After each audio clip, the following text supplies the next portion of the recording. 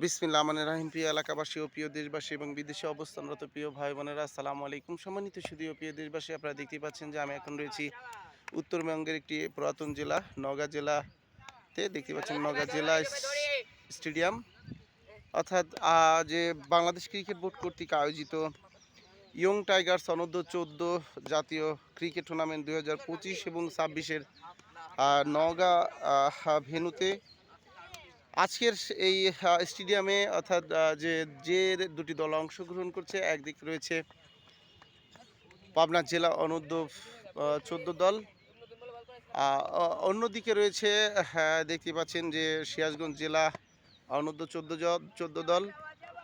সম্মানিত সুধীয় প্রিয় দেশবাসী, আর কিছুক্ষণের মধ্যেই আমাদের আজকের এই খেলা, অর্থাৎ একদিনের একটি সীমিত ওভারের ক্রিকেট ম্যাচ অনুষ্ঠিত হবে এই ঐতিহ্যবাহী নওগাঁ জেলা স্টেডিয়ামে।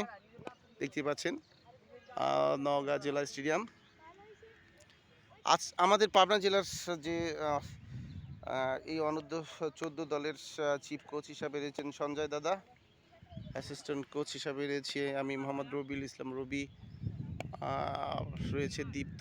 দেখতে পাচ্ছেন সম্মানিত সুধীয় প্রিয় দেশবাসী, আমি আপনাদের মাঝে আবারও ভালো কিছু নিয়ে ফিরে আসবো ইনশাল্লাহ। আসসালামু আলাইকুম রহমতুল্লাহ।